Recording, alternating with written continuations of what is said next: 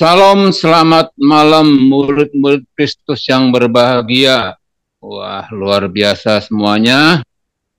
Oke, malam hari ini kita akan mulai Bible Study. Malam hari ini kita akan mengambil tema Paranoid Personal Disorder. Ya. Oke, nanti akan dipandu oleh Pastor David Chang. Oke, sebelumnya kita berdoa. Bapa di surga, kami mengucap syukur buat kesempatan malam hari ini, atas kebaikan Tuhan, penyertaan-Mu yang begitu luar biasa bagi kami semuanya, di mana Kau terus menyertai setiap kami dalam aktivitas apapun, kami masih ada, kami masih kuat, semua oleh karena anugerah-Mu ya Tuhan. Dan biar malam hari ini, yang menjadi kerinduan kami hanyalah dekat dengan Engkau, sehingga kami memperoleh ketenangan dalam Engkau ya Tuhan. Terima kasih, pimpin kami semuanya, terlebih lagi buat hamba-Mu yang menyampaikan, yang mengajar buat kami semuanya, karena urapan dari Tuhan mengalir bagi kami, dan kami yang mendengarkan, kami belajar sama-sama, taruhkan hikmat pengertian bagi kami. Juga buat teman-teman kami yang belum sempat bergabung, kiranya Tuhan untuk menyertai mereka dalam setiap aktivitas, apapun saat mereka kerjakan berbuat, kiranya penyertaan-Mu sempurna mereka semuanya. Di dalam nama Tuhan Yesus, kami serahkan dari awal pertandingan akhir, di dalam tangan kasih kuasa-Mu. Dalam nama Tuhan, haleluya. Amin. Ya dekat Allah, rasa tenang hatiku, Kau sertai jalan sepanjang hidup.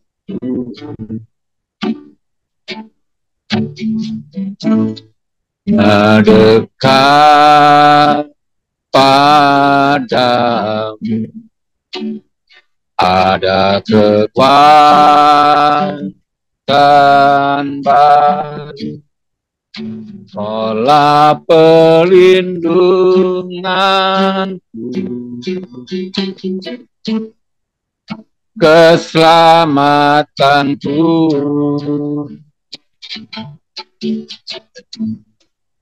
Ku ingin selalu bersekutu denganmu, menikmati hadiratmu, biarkan rohmu tinggal dalam hidupku.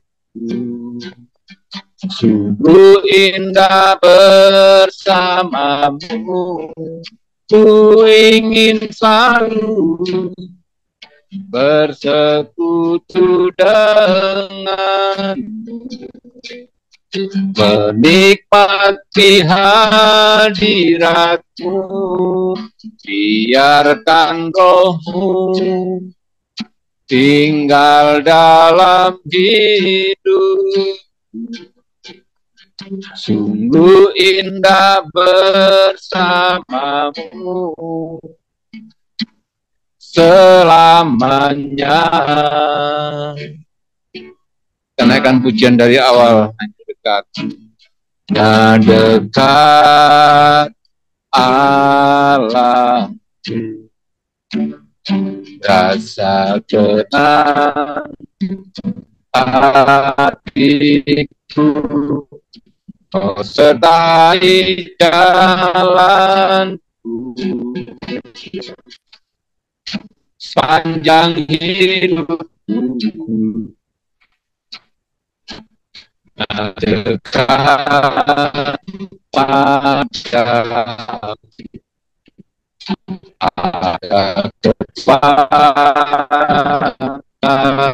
baru, pola pelindungan, keselamatanku.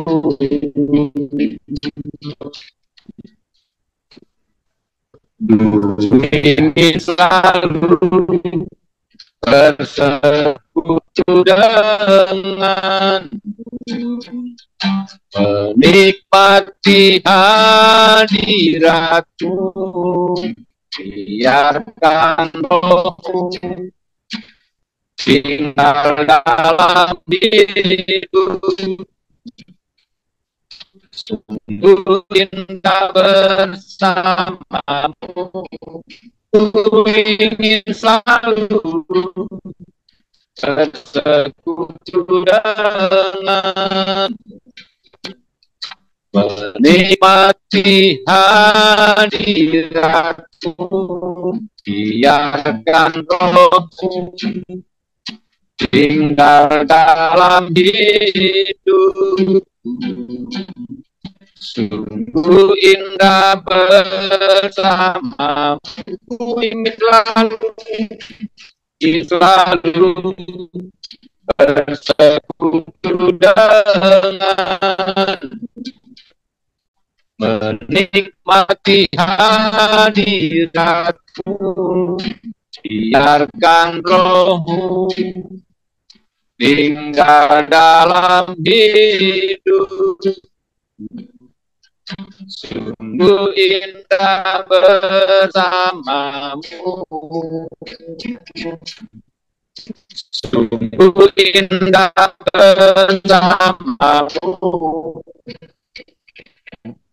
sungguh indah bersamamu selamanya.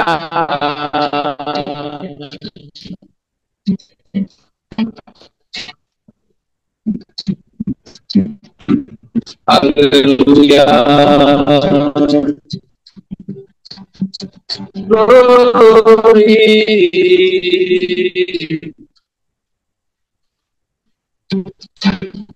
Hanya dekat Engkau saja ya Tuhan, kami tenang, kami tak khawatir, kami tidak takut, sebab Kau beserta kami, sebab Kau selalu sertai kami. Kau yang membimbing kami, Kau yang menuntun kami, Kau ada di pihak kami. Ku tak takut, ku tak gentar, Kau ada bagiku. Haleluya. Terpujilah Engkau Tuhan, biarlah hati kami terpaut, tertuju kepadamu, oh Yesusku. Bagimu pujian syukur kami, bagimu hormat kemuliaan. Terima kasih Tuhan. Haleluya. Maka jiwaku pun memujimu, sungguh besar Kau Allahku. Maka jiwaku pun memujimu, sungguh besar Kau Allahku. Maka jiwaku pun memujimu, sungguh besar Kau Allahku. Maka jiwaku pun memujimu, sungguh besar Kau Allahku. Sungguh besar Kau Allahku. sungguh besar Kau Allahku.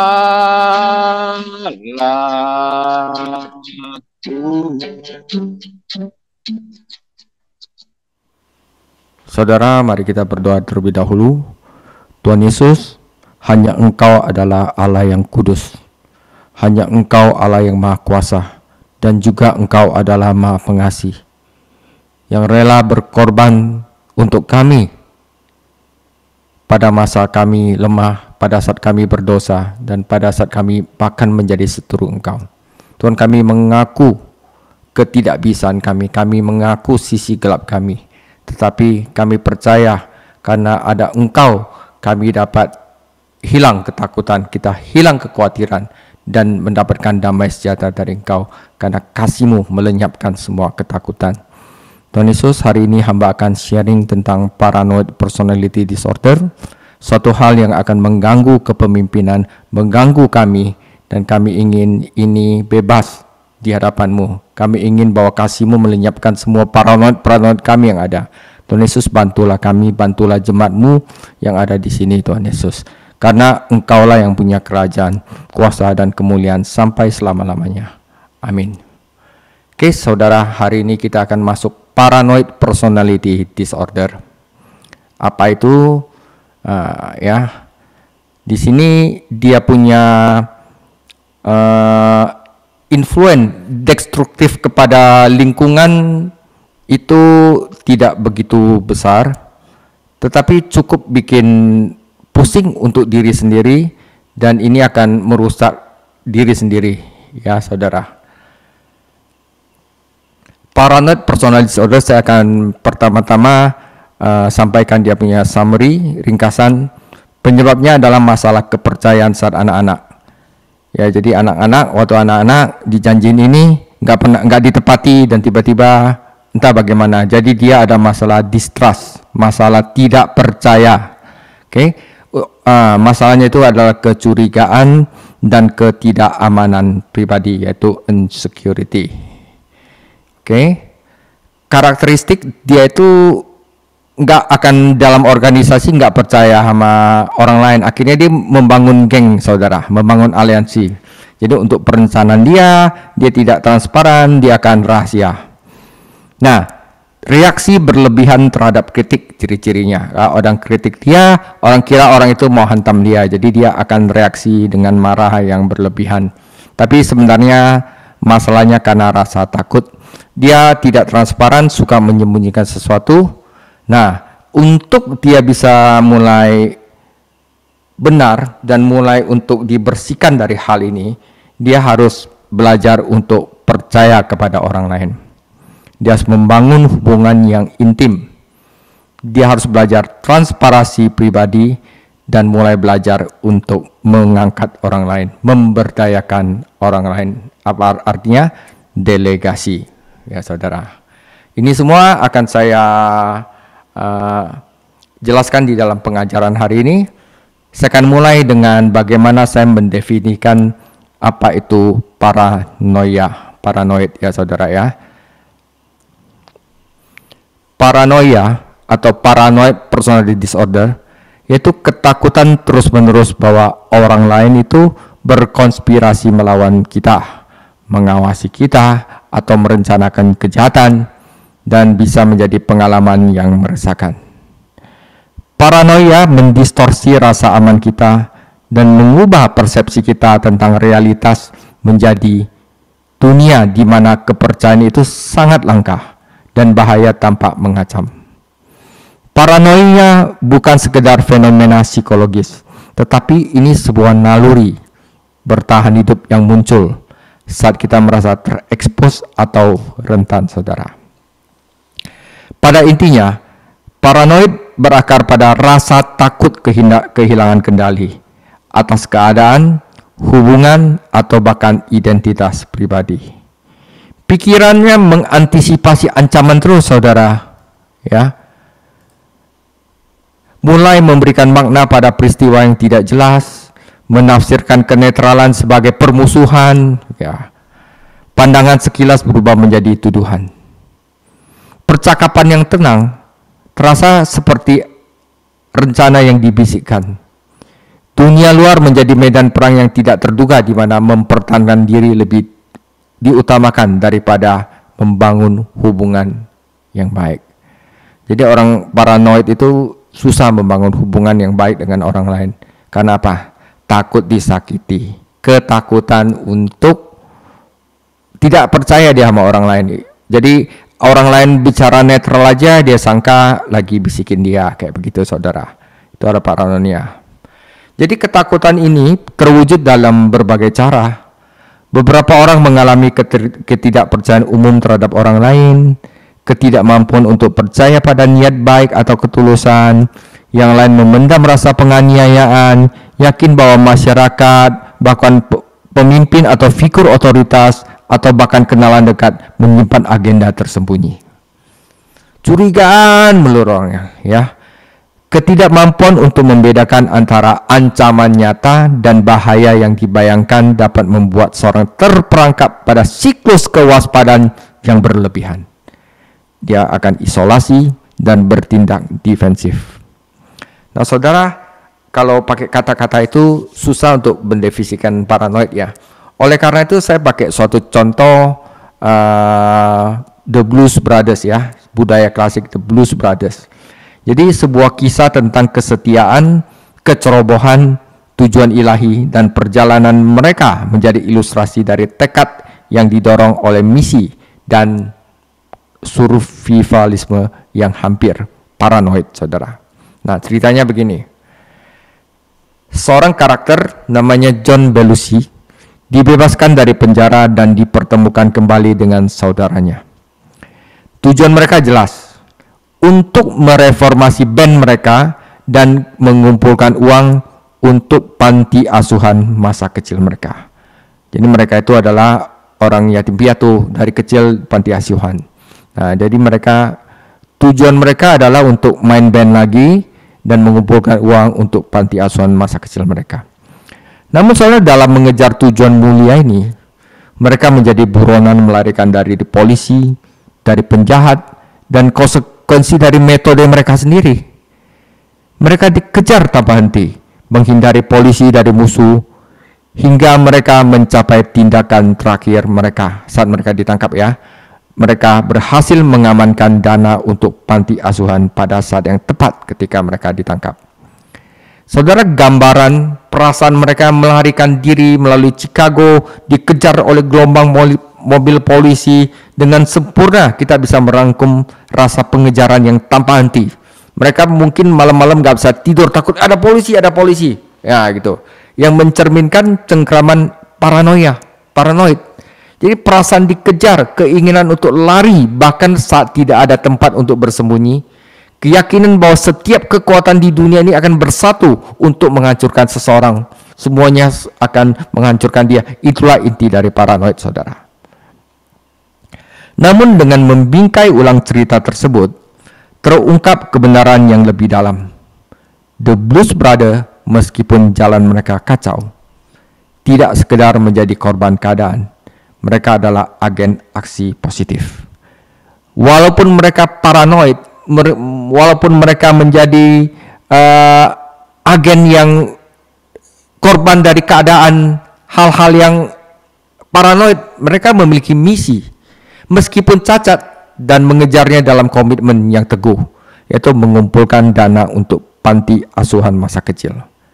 Saudara, jika paranoid memberitahu kita bahwa bertahan hidup menuntut penghindaran terus-menerus, mungkin transformasi dimulai saat kita menyadari kemampuan kita untuk terlibat, menantang, dan mengarahkan kembali narasi daripada sekedar menghindarinya. Paranoid itu selalu menghindar, saudara. Pertanyaan kemudian adalah bagaimana kita melangkah keluar dari bayang-bayang paranoid dan menuju kemungkinan trust, kepercayaan, koneksi, dan stabilitas. Apa yang terjadi saat kita beralih dari melihat dunia sebagai musuh menjadi percaya pada potensi saling pengertian? Saudara, paranoid bukanlah perjalanan yang mudah, tetapi perjalanan yang menjanjikan kita bisa dibaharui. Seberapa besar ketakutan yang kita biarkan mengakar dalam hidup kita sebelum ia menjerat kita begitu dalam, sehingga kita tidak lagi menyadari belenggu yang telah kita pasang pada diri sendiri. Jadi paranoid itu bisa sampai kita nggak nyadari bahwa kita itu paranoid. Itu paling bahaya, saudara. Jadi ketika paranoid masuk, ia mendistorsi kenyataan, meyakinkan kita bahwa bahaya mengintai di setiap bayangan, bahwa orang-orang menyimpan agenda tersembunyi terhadap kita, dan bahwa kepercayaan tidak lebih sekedar ilusi. Kita menarik diri, mengasingkan diri ke sudut-sudut isolasi, memperkuat keyakinan bahwa keselamatan tidak datang dari koneksi, tetapi dari penghindaran. Kita memainkan permainan menghilang, mengenakan topeng, berpura-pura tidak terlihat, keluar dari panggung kiri atau keluar dari panggung kanan sebelum dunia dapat mengkonfirmasi ketakutan terburuk kita. Inti dari paranoid adalah masalah trust, masalah kepercayaan. Dia udah nggak bisa percaya orang lagi. Bukan hanya kepercayaan pada orang lain, tetapi kepercayaan pada diri sendiri. Persepsi kita, ketajaman kita, kemampuan kita untuk terlibat tanpa dikonsumsi oleh kecurigaan. Untuk memahami paranoid, kita harus membedakan antara kehadiran sehari-hari dan manifestasi klinisnya. Jadi di sini ada dua macam paranoid. Pertama, paranoid biasa sama paranoid klinis, saudara. Kalau yang paranoid klinis biasanya udah harus ditangani oleh psikiater atau Pak Sony minimal ya. Paranoid biasa itu adalah ketakutan yang terus-menerus yang meresahkan, keyakinan bahwa orang lain berbisik-bisik di balik pintu tertutup, bahwa rekan kerja merencanakan sesuatu dalam percakapan yang diredam, bahwa anggota gereja tertentu bersengkokol melawan kita. Itu adalah perasaan bahwa kita sedang diawasi, dihakimi, dan sengaja direndahkan. Namun bahkan dalam keadaan ini, kehidupan terus berjalan. Ya, ini belum sampai masalah kesehatan, ya tapi tetap aja kalau kita takut itu kesehatan kita pasti terganggu. Kita masih berfungsi, kita bekerja, merawat keluarga, memenuhi tanggung jawab, tetapi selalu dengan kecurigaan yang mendasarinya. Selalu menavigasi dunia melalui lensa kehati-hatian. Nah, kalau paranoid klinis, saudara, bagaimanapun beroperasi pada tingkat yang sama sekali berbeda. Itu bukan sekedar ketidakpercayaan meluas, tetapi kondisi psikologis yang sangat mendistorsi realitas, yang mengarah pada ketakutan yang mengganggu dan tidak terkendali. Bisa teriak-teriak, saudara, ya. Ketika paranoid mencapai intensitas ini, intervensi profesional sangat penting, ya. Seorang terapis, psikiater, ahli medis yang dapat membantu pikiran cengkraman ketakutan ini yang tidak henti-hentinya. Ya, itu dengan obat. Ya, daripada tersesat dalam definisi psikiatris, mari kita kembali ke pertanyaan penting. Bagaimana kita bisa terbebas dari siklus ini? Bagaimana kita dapat kembali kepercayaan ketika ketakutan telah mengambil kendali? Saudara, masalah di sini adalah perjalanan keluar dari paranoid dimulai dengan kesadaran. Ya. Kalau narsistik dimulai dengan apa? Bahwa dia harus ditransformasi hatinya secara dalam oleh Tuhan Yesus. Kalau ini dia harus sadar dulu. Sadar, gue ketakutannya kok nggak masuk akal gitu loh. Mengenali ketika ketakutan membentuk keputusan kita. Mempertanyakan narasi yang telah kita bangun dan perlahan-lahan. Dan sengaja membiarkan trust, kepercayaan masuk ke dalam kehidupan kita. Mungkin mulai ada teman baik satu, kita mulai kepercayaan itu dijaga. Saudara-saudara, sadar diri, ingat saudara, untuk masalah paranoid, sadar diri adalah salah satu alat terhebat yang kita miliki dalam perjalanan kita dengan Tuhan, dengan diri sendiri, dan dalam hubungan kita dengan orang lain. Sadar, saudara, untuk benar-benar memahami paranoid, kita harus memeriksa akar penyebabnya, luka mendasar yang membentuk persepsi kita tentang kepercayaan dan keamanan.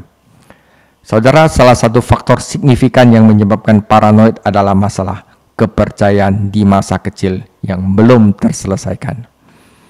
Ya, ini saudara. Ketika kepercayaan dirusak di awal kehidupan, Ya, itu langsung di-store di alam bawah sadar saudara. Karena kan anak kecil itu kosong otaknya. Langsung di-store kok tiba-tiba ada ketidakpercayaan. Entah melalui pengabaian, penelantaran, atau pengkhianatan.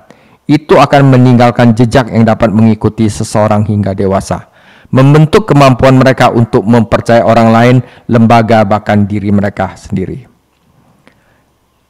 Contoh ya, pertimbangkan kisah Bill Wilson, pendiri Metro Rothschild. Ya, pada usia 12 tahun, ia ditinggalkan oleh ibunya di St. Petersburg, Florida. Kata-kata terakhir ibunya kepadanya sederhana. Bill, duduklah di sini di bangku. Jangan pergi, aku akan segera kembali. Saudara, tetapi ibunya tidak pernah kembali. Bill menunggu selama 3 hari. Berharap, mengamati, dan berharap wanita itu akan kembali.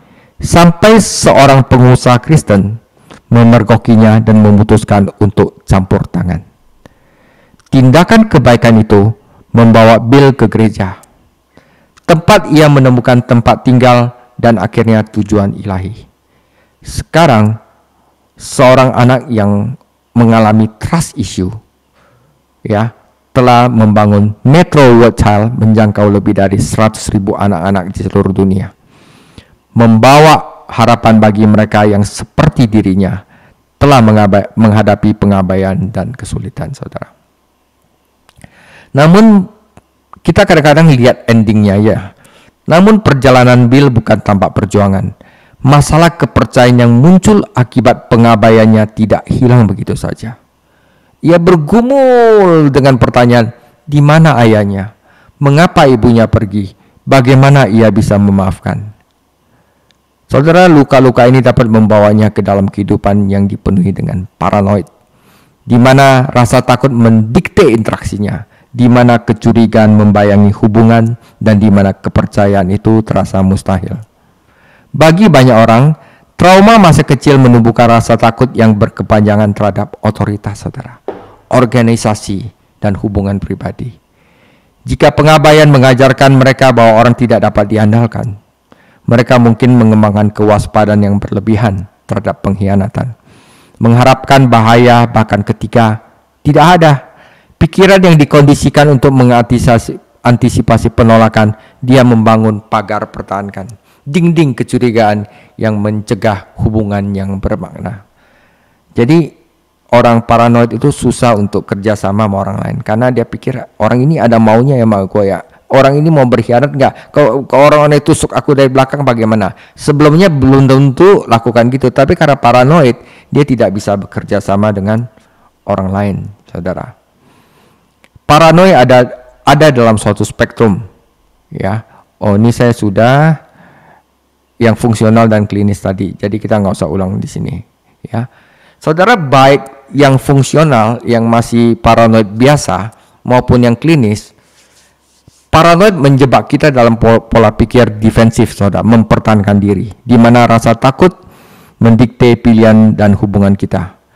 Namun, kunci untuk melangkah maju adalah menghadapi asal-usul ketidakpercayaan kita, menginventarisasi luka-luka kita, mengakui dulu, saudara, sadar akan pola-pola yang kita warisi, mengenali di mana kecurigaan telah menjadi respon alami kita.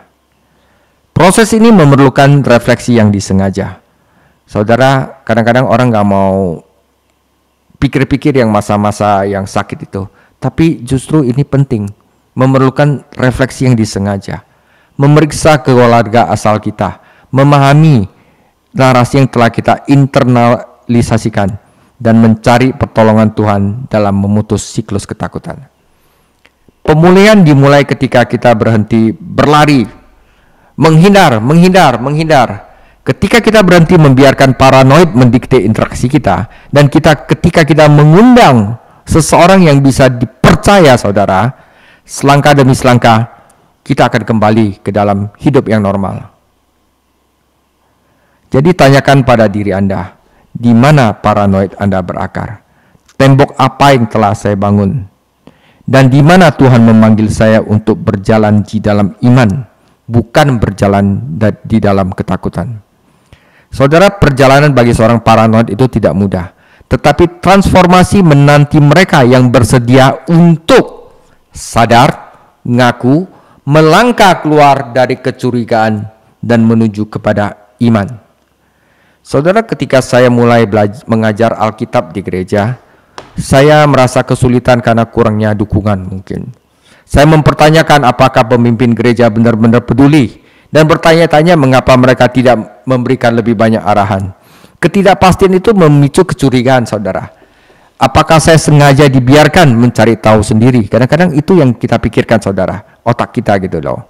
Nah, seiring berjalannya waktu, keraguan saya berubah menjadi frustasi mungkin. Kalau saya paranoid ya, untung saya tidak begitu, saudara. Saya maju terus. Saya mencoba menyampaikan kekhawatiran saya kepada Tuhan. Tetapi kecurigaan muncul. Rasa kesal pun muncul terhadap administrasi karena dianggap mengabaikan mereka dan bahkan terhadap siswa saya. Saya merasa tidak didukung, disalahpahami, dan semakin diisolasi. Nah, itu adalah paranoid, saudara.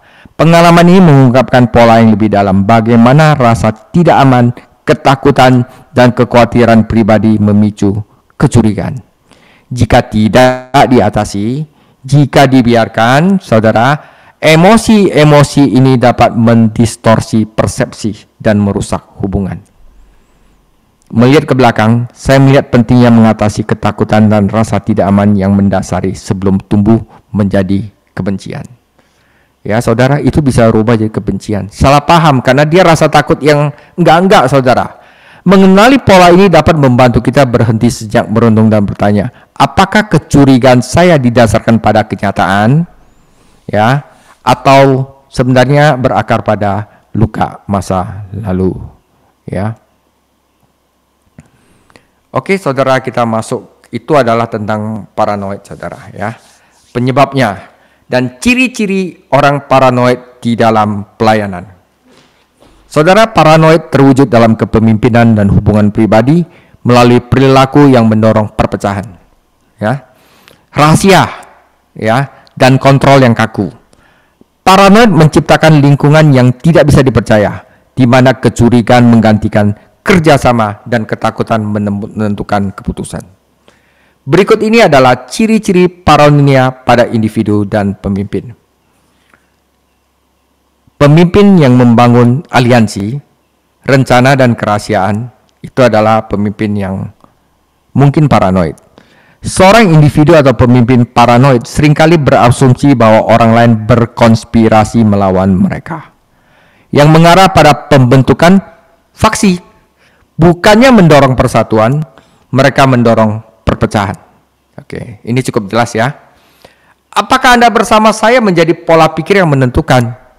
Mereka membangun sisi kita versus mereka dan memanipulasi situasi untuk memperkuat kesetiaan.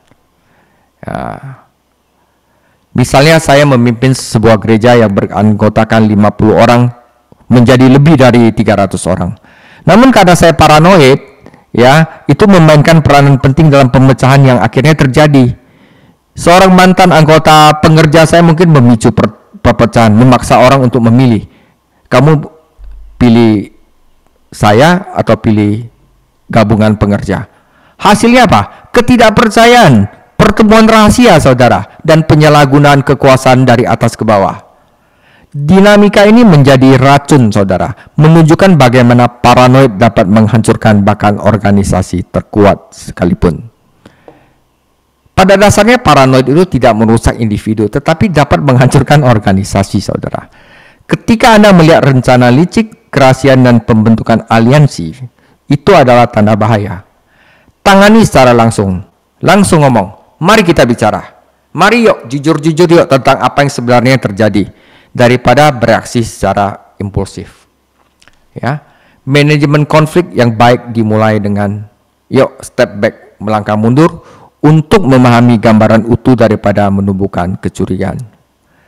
Yang kedua, orang-orang yang paranoid itu reaksi berlebihan terhadap kritik. Kritik itu sebenarnya membangun, saudara. Saya suka kritik, jadi saya bisa berubah.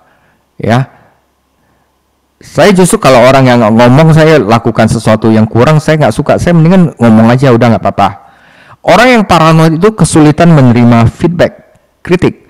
Kritik sederhana berubah menjadi serangan pribadi di pikiran mereka, meningkat menjadi sikap defensif. Mengapa Anda selalu mengatakan saya salah? Padahal kita nggak ngomong dia salah. Kita katakan bahwa ini ada kurang bagus, kita mau perbaiki. Tapi dia pikirnya saya jadi tumbalnya gitu loh. Saudara bayangkan seorang pemimpin gereja mengumumkan sebuah proyek secara halus membuat orang merasa bersalah karena tidak bergabung. Ketika dihadapkan oleh Jack misalnya, itu agak berlebihan. Wah, ya ada orang yang mungkin tegur dia, jangan kayak gitu, itu agak berlebihan. Dia bereaksi dengan kebencian, bukannya refleksi, berasumsi yang terburuk tentang mereka yang memberikan feedback. Jadi orang paranoid itu nggak bisa menerima kritik, saudara, karena dia ada ketakutan.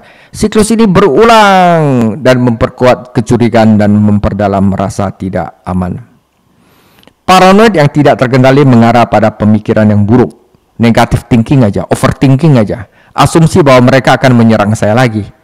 Ketakutan mendistorsi persepsi, membuat kekhawatiran yang tulus kadang-kadang. Ya, orang yang tulus kasih tahu, terasa seperti orang itu mau berkhianat sama dia. Ya, jadi bagaimana mau hubungan sama orang lain kalau kita itu paranoid? Memutus siklus ini membutuhkan langkah mundur dan pembingkaian ulang. Apakah kritik ini merupakan serangan? Ya, kita secara tenang mikir apa kata-kata orang ini. Apakah kritik ini merupakan serangan atau kesempatan untuk tumbuh? Yang ketiga, orang-orang paranoid akan membentuk struktur yang kaku untuk kontrol. Paranoid tumbuh subur karena kontrol. Para pemimpin yang beroperasi dari rasa takut menegakkan sistem yang kaku, menuntut kepatuhan yang ketat. Ya, pokoknya udahlah, lu patuh aja lah terhadap aturan dan struktur legalistik sebagai sarana untuk mempertahankan diri. Lu patuh aja lah, ya. Ya, kalau saya nggak suka seperti itu, kamu pikir dulu, menurut kamu masuk akal nggak? Masuk akal, kamu ikutin. Kalau menurut kamu tidak masuk akal dan merugikan kamu, janganlah ikutin. Nah, misalnya seorang pemimpin gereja mungkin bersikeras rapat harus mengikuti agenda secara tepat. Jika Anda menyimpang dikit, Anda salah. Nah, seperti itu, saudara. Ya, kekakuan ini mencerminkan rasa tidak aman yang lebih dalam. Takut kehilangan kendali, takut gagal, takut akan kerentanan, gampang diserang maksudnya. Standar menjadi terdistorsi yang mengarah pada lingkungan di mana orang di kerangkeng, saudara. Orang itu dibatasi geraknya daripada semuanya diberdayakan. Paradoks kepemimpinan paranoid adalah meskipun ia mencari ketertiban, ya, ia justru menimbulkan kekacauan.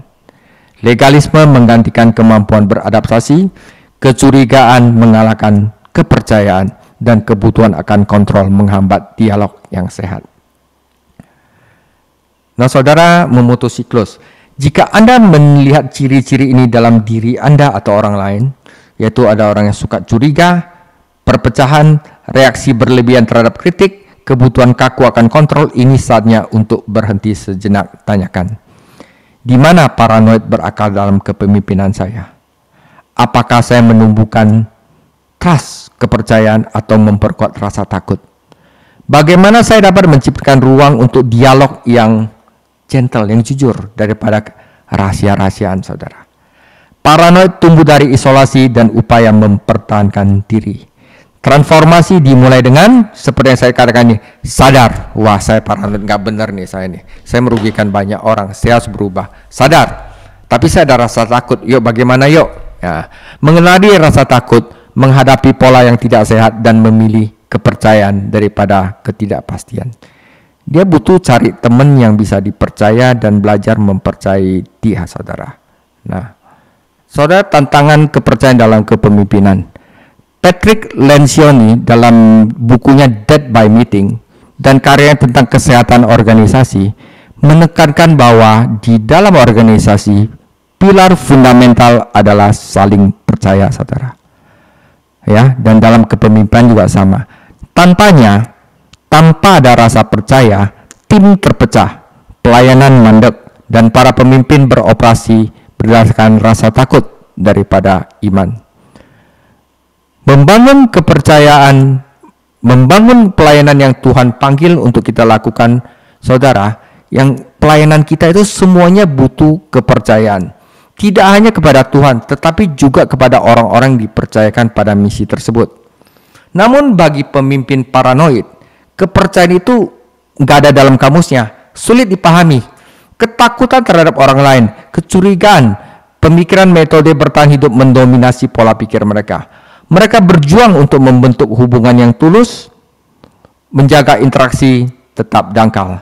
Saya tidak akan membiarkan Anda masuk terlalu jauh ke dalam diri saya. Dan Anda tidak akan mengenal saya secara mendalam. Saudara, tidak ada keterbukaan, tidak ada kepercayaan, hanya tembok yang dijaga. Nah, saudara, tantangan kepercayaan dalam kepemimpinan, ya, mereka harus belajar untuk menghilangkan ketakutan akan hubungan dekat dan membangun hubungan. Paranoid menciptakan jarak. Pemimpin paranoid menghindari hubungan intim karena hubungan yang mendalam membutuhkan kepercayaan. Dan kepercayaan terasa tidak aman. Mereka menjaga jarak dengan orang lain, memastikan percakapan tetap pada tingkat permukaan saja.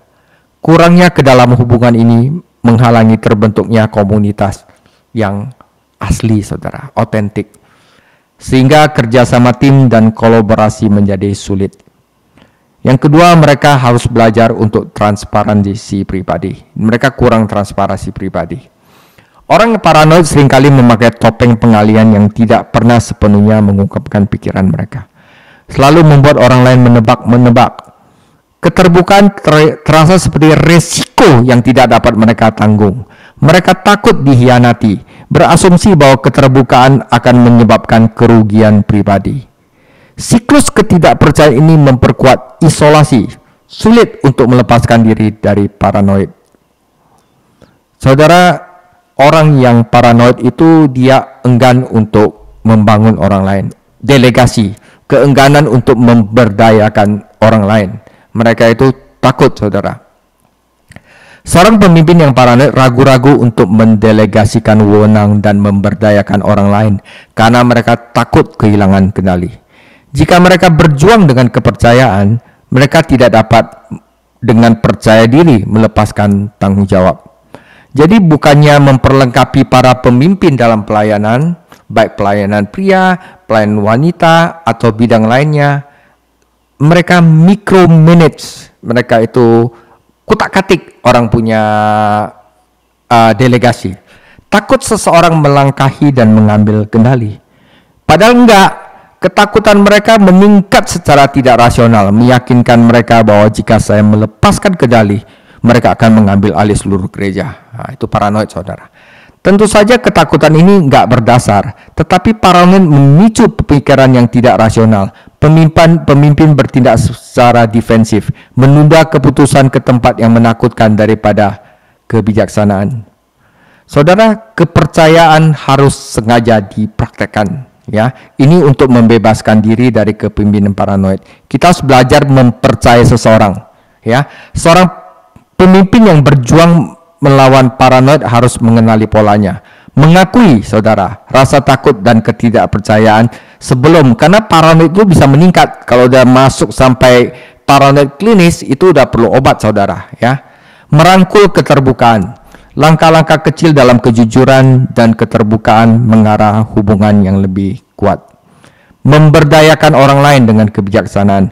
Melepaskan kendali bukan berarti Anda kehilangan pengaruh, tetapi melipat gandaan dampak. Ya. Jika kita bertindak berdasar paranoid, kepemimpinan akan menderita. Tetapi jika kita bertindak berdasarkan iman, keberanian, kepercayaan, dan adanya transformasi dari Tuhan akan dimulai. Kepemimpinan yang berakar pada kepercayaan ilahi adalah kepemimpinan yang benar-benar berkembang. Oke, sekarang kita akan lihat ayat-ayat pendukung. Saudara, jika Anda adalah anak-anak Allah, jika Anda ada roh Allah, 2 Timotius 1 ayat 7, sebab Allah memberikan kita bukan roh ketakutan, saudara, melainkan roh yang membangkitkan kekuatan, kasih, dan ketertiban. Ya, Mazmur 23 ayat 4, sekalipun aku berjalan dalam lembah kekelaman, aku tidak takut bahaya, sebab engkau besertaku, gadamu dan tongkatmu itulah yang menghibur aku. Mazmur 56 ayat 3. Waktu aku takut, aku ini percaya kepadamu, kepada Allah yang firman-Nya kupuji. Kepada Allah aku percaya, aku tidak takut. Apa yang dapat dilakukan manusia terhadap aku? Yesaya 41 ayat 10. Janganlah takut, sebab aku menyertai engkau. Janganlah bimbang, sebab aku ini Allahmu. Aku akan meneguhkan, bahkan akan menolong engkau. Aku akan memegang engkau dengan tangan kananku yang membawa kemenangan. Roma 8 ayat 31. Sebab itu, apakah yang akan kita katakan tentang semuanya itu? Jika Allah di pihak kita, siapakah yang akan melawan kita? Harusnya kata-kata ini dapat memberikan penghiburan dan kekuatan yang besar kepada orang-orang paranoid, saudara. Nah, kedua ayat pendukung 1 Yohanes 4 ayat 16-21. Kita telah mengenal dan telah percaya akan kasih Allah kepada kita. Allah adalah kasih, dan barang siapa tetap berada di dalam kasih, ia tetap berada di dalam Allah, dan Allah di dalam dia. Dan dalam hal ini kasih Allah sempurna di dalam kita, yaitu kalau kita mempunyai keberanian percaya pada hari penghakiman, karena sama seperti Dia, kita juga ada di dalam dunia ini. Saudara, ayat 18 perhatikan, di dalam kasih tidak ada ketakutan. Kasih yang sempurna melenyapkan ketakutan, sebab ketakutan mengandung hukuman, dan barang siapa takut, ia tidak sempurna di dalam kasih. Kita mengasihi karena Allah lebih dahulu mengasihi kita. Jikalau seseorang berkata, aku mengasihi Allah, dan ia membenci saudaranya, maka ia adalah pendusta. Karena barang siapa tidak mengasihi saudaranya yang dilihatnya, tidak mungkin mengasihi Allah yang tidak dilihatnya. Dan perintah ini kita terima dari Dia, barang siapa mengasihi Allah, ia juga harus mengasihi saudaranya.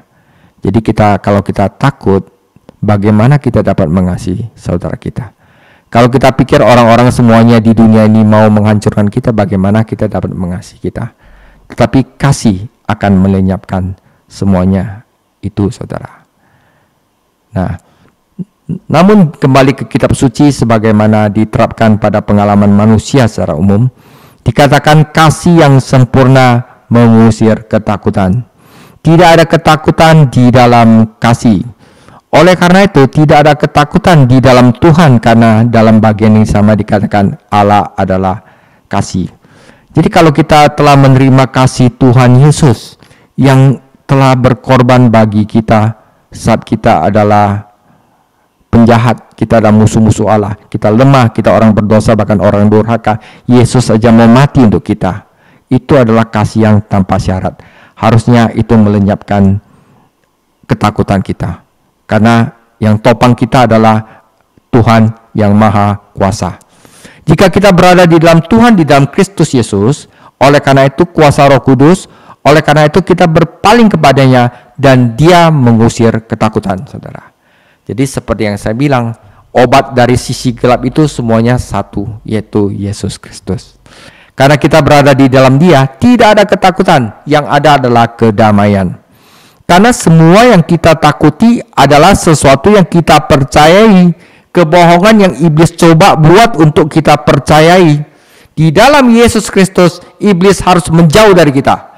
Dan oleh karena itu, ia mengeringkan ketakutan, sisi gelap dari kita. Jadi hal-hal ini dapat dibalikkan, saudara. Oleh karena itu, dengan ada kita percaya kepada Yesus, kita akan mulai dapat mempercayai orang lain, saudara. Ketakutan itulah yang menciptakan sisi gelap. Saya percaya bahwa kunci untuk menaklukkan sisi gelap, yaitu utang-utang yang kita pikir kita menghutang dalam hidup kita, yang kita pikir harus kita bayar.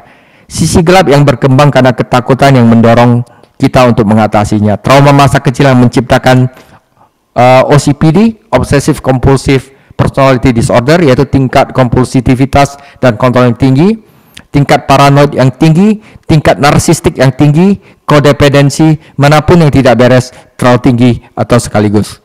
Karena Yesus Kristus dan pengampunannya bagi Anda dan saya, karena itu, seperti yang dikatakan Tuhan Yesus, Saat Anda mengampuni orang lain, Dia pun mengampuni Anda.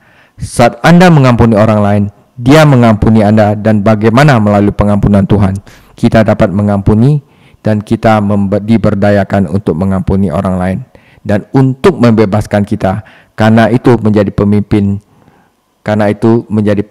yang terpengaruh oleh sisi gelap, saudara. Membebaskan kita dari pemimpin yang terpengaruh oleh sisi gelap. Jadi pemimpin paranoid itu sangat curigaan. Tentu saja ketika mereka dalam keadaan yang buruk, menolak untuk mengakui mereka itu salah, saudara.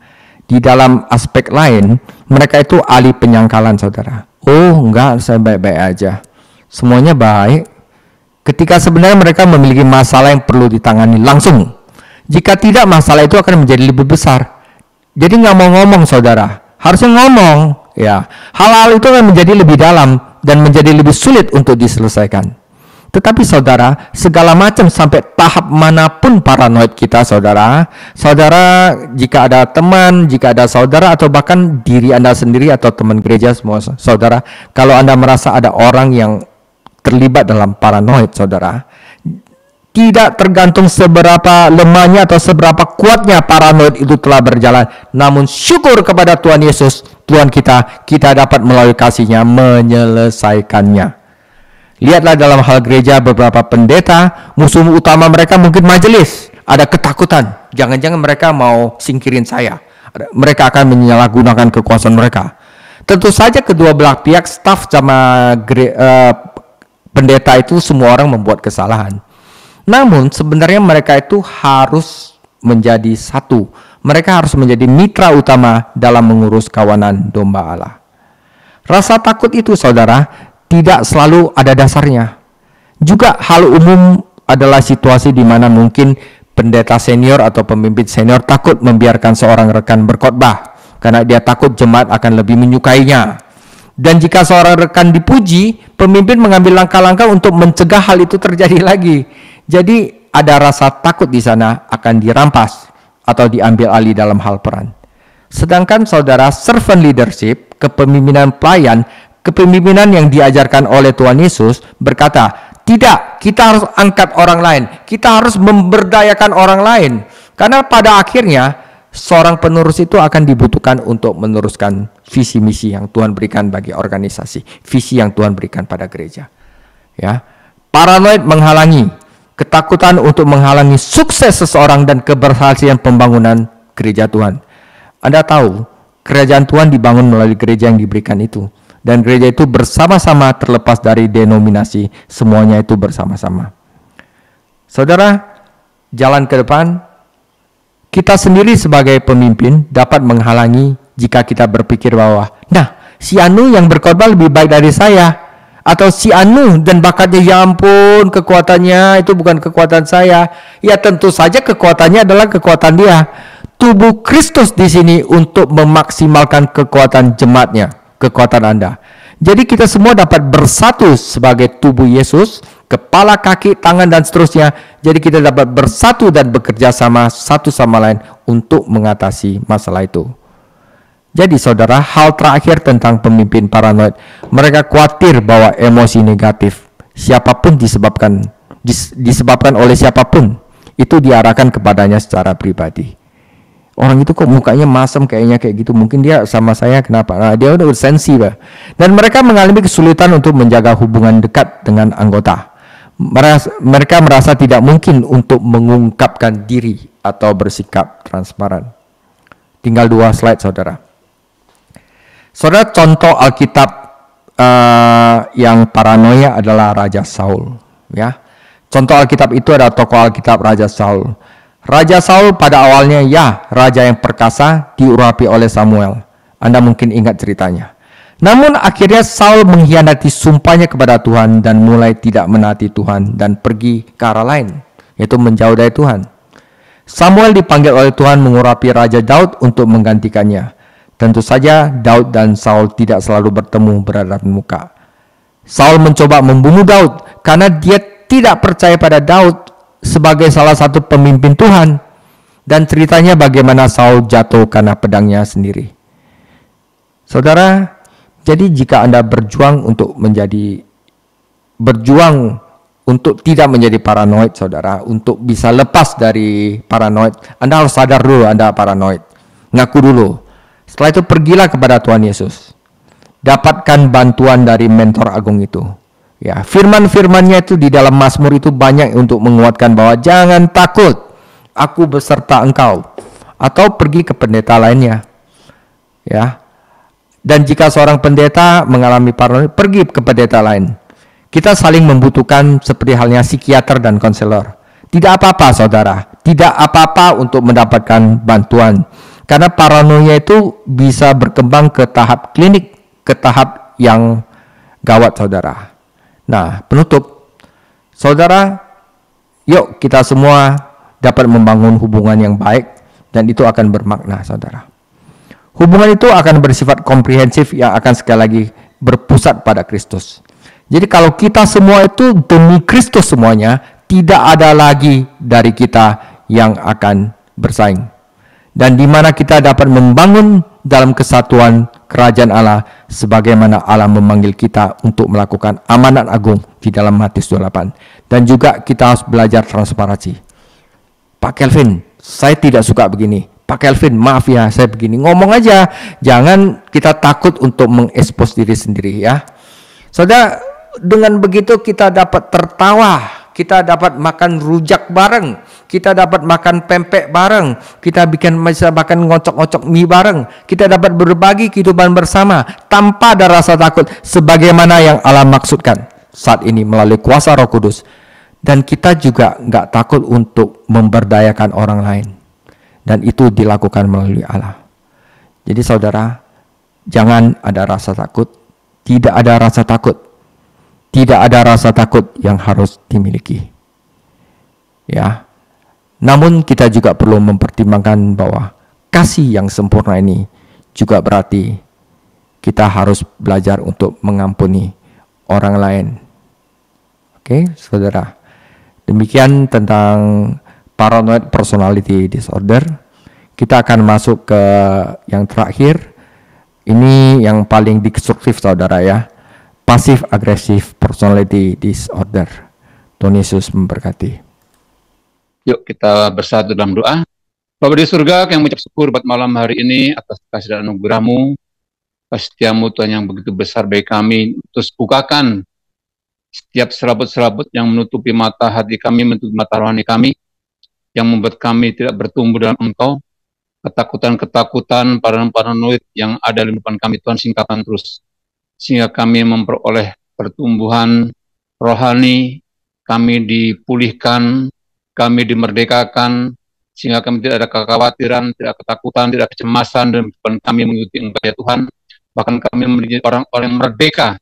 Kami tidak takut apa yang orang katakan, kami tidak takut apa yang orang bicarakan, tapi kami hanya melihat Engkau, Yesus Tuhan Juru Selamat kami yang hidup, yang sanggup untuk menuntun, membimbing kami kepada kesempurnaan yang ada di dalam nama Tuhan Yesus. Terima kasih, kami percaya, terus tanamkan iman kami terus, sehingga iman kami terus bertumbuh dan berbuah dalam Engkau.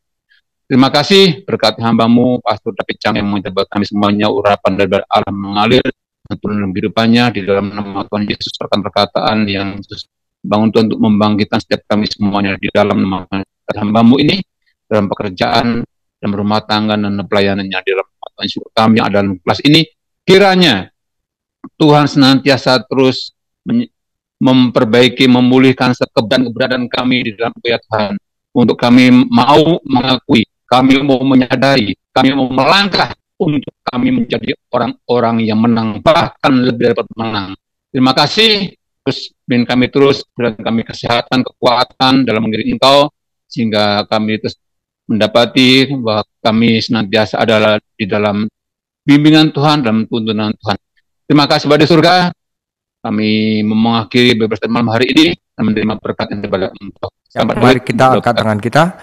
Kiranya Allah damai sejahtera menguduskan kamu seluruhnya, dan semoga tubuh, jiwa, dan roh engkau terpelihara sempurna dan tak bercacat pada kedatangan Tuhan Yesus Tuhan kita untuk yang kedua kali. Dan kasih karunia Yesus Kristus Tuhan kita menyertai kamu dari sekarang sampai selama-lamanya.